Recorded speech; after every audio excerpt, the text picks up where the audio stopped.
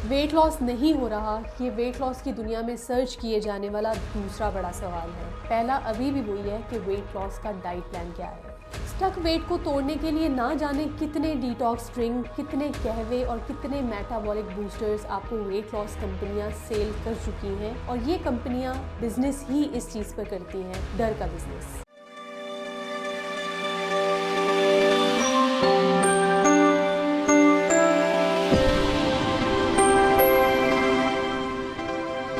तो सबसे पहले वेट स्टक होने की बड़ी रीजन को देखते हैं। क्या आपने कभी ये महसूस किया है कि ज्यादा पानी पीने के बावजूद आपकी स्किन ड्राई है, या फिर रोजा खोलते ही आपके सर में दर्द यानी कि माइग्रेन होने लगता है? तो ये दोनों सिम्टम्स हैं डिहाइड्रेशन के। और रुकिए, क्या आपको ये लग रहा है कि आपका वेट स्टक है डिहाइड्रेशन की वजह से? तो ये अभी भी दूसरे नंबर का रीजन है। सबसे नंबर 1 रीजन वेट स्टक होने का कॉन्स्टिपेशन है, और कहीं ना कहीं डिहाइड्रेशन ही कॉन्स्टिपेशन का बाइस बनती है। और इस मसले का शिकार वेट लॉस करने वाले तकरीबन 98% लोग हमेशा रहते ही हैं, क्योंकि जैसे ही आप डाइट स्टार्ट करते हो आपका फाइबर कम हो जाता है, प्रोटीन ज्यादा लेना शुरू कर देते हो, तो जैसे ही फाइबर कम होता है कॉन्स्टिपेशन होना शुरू हो जाती है। और जब आप एक लंबे अरसे तक के लिए डाइट करते रहते हो और डाइट को चेंज नहीं करते, तो आपकी बॉडी डाइट की यूज्ड टू हो जाती है। इसी वजह से most of the dieticians and fitness trainers ये सजेस्ट करते हैं कि हर थोड़े अरसे के बाद आपकी डाइट चेंज होना बहुत जरूरी है। पानी के सही इस्तेमाल जिसकी वजह से डिहाइड्रेशन से बचा जा सके, वो ऑलरेडी मैं एक वीडियो में एक्सप्लेन कर चुकी हूँ, वो आप देख सकते हैं।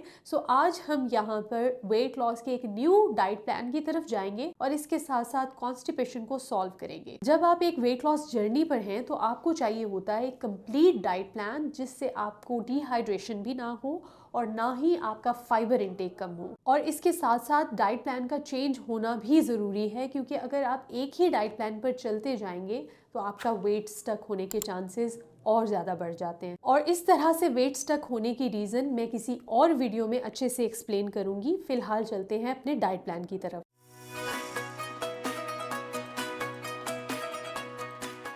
सेकेंड वीक के डाइट प्लान में हमने डिहाइड्रेशन और कॉन्स्टिपेशन इन दोनों मसलों को हल करना है, और इसके साथ साथ हमने वेट लॉस भी करना है। तो सहरी स्टार्ट करने से 30 मिनट पहले आपने ये ड्रिंक, जिसको हम कहते हैं एप्पल सिनेमन ड्रिंक, इसको आप कहवा भी कह सकते हैं, और इस ड्रिंक को बनाने के लिए आपको चाहिए होगा एक छोटा सेब, एक छोटा माल्टा जिसका वेट तकरीबन 80 ग्राम होगा, कुछ दालचीनी के टुकड़े, पुदीना के पत्ते, और साथ में डालें खुली ग्रीन टी के कुछ पत्ते। इस ड्रिंक को आपने 5 मिनट तक 1 कप पानी डाल के उबालते रहना है और थोड़ा ठंडा करके इसको पी लें। ये ड्रिंक बहुत कमाल है, इससे आपकी गट क्लियर होगी और कॉन्स्टिपेशन का मसला खत्म हो जाएगा। और इस ड्रिंक के टेस्ट को बेहतर करने के लिए अगर आप चाहते हैं इसमें थोड़ा सा स्वीटनर डालना, तो आप 1 टीस्पून हनी या थोड़ा सा स्टीविया यूज कर सकते हैं। अगर आपको डायबिटीज है तो आप हनी के बजाय स्टीविया इस्तेमाल करें। स्टीविया एक ऑर्गेनिक स्वीटनर है जो कि एक पौधे से बनता है,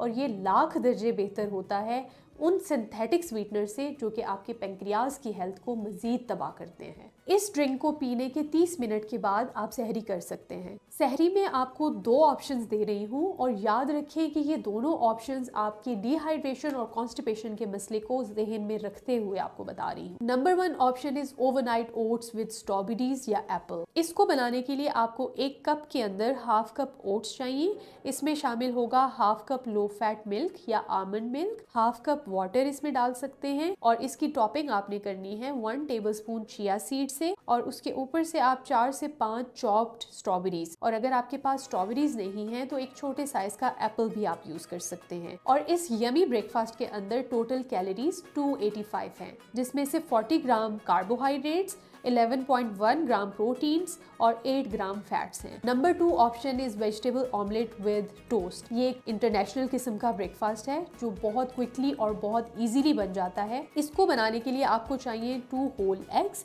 और इसमें 20 ग्राम चॉप्ड वेजिटेबल्स, कोई सी भी सब्जियां आप इसमें शामिल कर सकते हैं, और इसको हम फ्राई करेंगे 2 टीस्पून ऑलिव ऑयल के अंदर, और साथ में हम 2 ब्राउन ब्रेड के टोस्ट ले लेंगे। इस पूरी रेसिपी में 376 कैलोरीज कैलोरीज हैं, जिसमें 30.2 ग्राम कार्बोहाइड्रेट्स, 19.18 ग्राम प्रोटीन और 20.58 ग्राम फैट्स। और एक्स्ट्रा प्रोटीन्स के लिए मैं हमेशा एक एडिशनल ऑप्शन देती हूँ, और इस दफा का एडिशनल ऑप्शन है चपली कबाब। तो इस चपली कबाब को बनाने के लिए आपको चाहिए 100 ग्राम मिन्स बीफ, या आप चिकन भी इस्तेमाल कर सकते हैं, एक होल एग, और इसमें टेस्ट के लिए आप शामिल करें कुछ पेपरिका, सॉल्ट, काली मिर्च, नमक और 2 टेबलस्पून सीलियम हस्क, जिसको हम इस्पागोल का छिलका भी कहते हैं। सो ये इस्पागोल का छिलका हेल्प करेगा इस कबाब को जोड़े रखने में, कबाब तलते हुए टूटेगा नहीं। और इस कबाब की आप 2 पैटीज बना सकते हैं या एक सिंगल कबाब भी बन सकता है। इसको आपने फ्राई करना है 2 टीस्पून ऑयल के अंदर,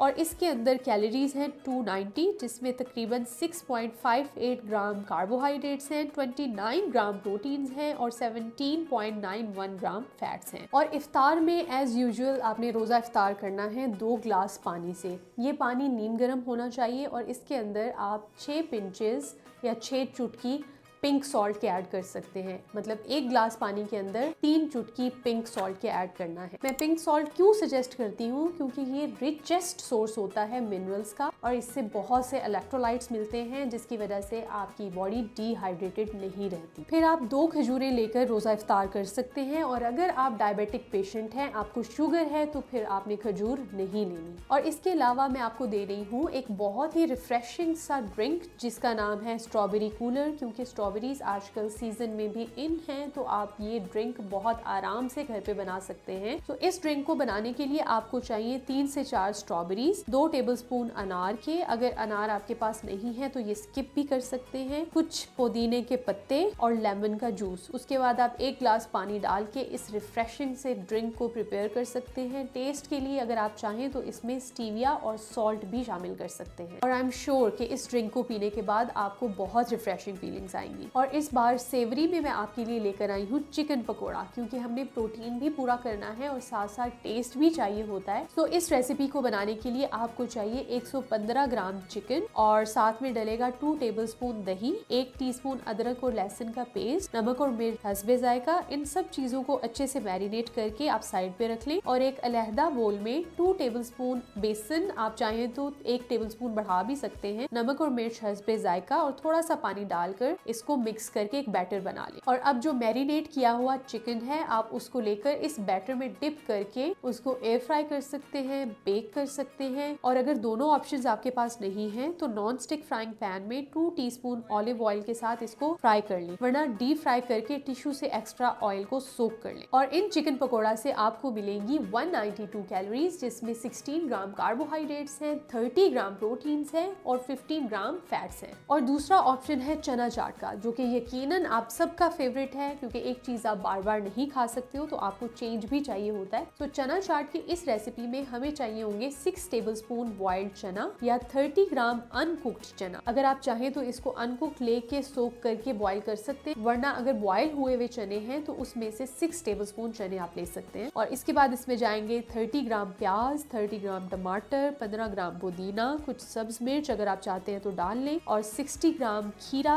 और कुछ नींबू का रस या सिरका आप इसमें शामिल कर सकते हैं। और इस पूरी चाट के अंदर आपको मिलेंगी 159 किलो कैलोरीज, और साथ में कार्बोहाइड्रेट्स मिलेंगे 31 ग्राम, प्रोटीन जिसमें है 7.7 ग्राम और फैट्स हैं 2 ग्राम। और अब डिनर में भी मैं आपको देने वाली हूँ 2 ऑप्शंस, और इन 2 ऑप्शंस को अगर आप चाहें तो ऑल्टरनेट डेज पे भी यूज कर सकते हैं, दोनों दिन कंसेक्टिव करके भी यूज किए जा सकते हैं, 3-3 दिन तक के लिए भी यूज किए जा सकते हैं, और अगर आप चाहें तो एक ही ऑप्शन को पूरा वीक भी चला सकते हैं। तो इसको बनाने के लिए आपको चाहिए 1/2 कप साबुत मूंग, 1/2 कप जई जिसको हम ओट्स भी कहते हैं, 1 पीस अदरक का, 1 से 2 सब्ज मिर्च, नमक मिर्च हस्बे जायका, साबित जीरा 1/2 टीस्पून, आधा कप पानी और 1 टीस्पून घी। इन सब चीजों को मिक्सर में डाल के अच्छे से ब्लेंड करके एक पेस्ट बना लें, और कास्ट आयरन के फ्राइंग पैन में 1 चम्मच घी डालकर थोड़ा सा पेस्ट डाल दें, और इस तरह से रेडी है जबरदस्त सा हाई प्रोटीन मूंग ओट्स चिला। कास्ट आयरन के यूटेंसिल्स मैं इस वजह से सजेस्ट कर रही हूँ, क्योंकि कास्ट आयरन में मौजूद आयरन कुकिंग के दौरान आपके खानों में शामिल होकर नेचुरली आपकी HB लेवल्स और आयरन लेवल्स को बूस्ट करता है, और जो लोग एनीमिया के पेशेंट्स हैं, आयरन डेफिशिएंसी रहती है, HB डाउन है, उनके लिए कास्ट आयरन बहुत अच्छे यूटेंसिल्स हैं। और इस मूंग ओट्स चिला से आपको मिलेंगी 445 कैलोरीज, जिसमें 70.8 ग्राम कार्बोहाइड्रेट्स हैं, 21.8 ग्राम प्रोटीन्स हैं और 9.34 ग्राम फैट्स हैं। और दूसरा ऑप्शन है बीफ बर्गर का।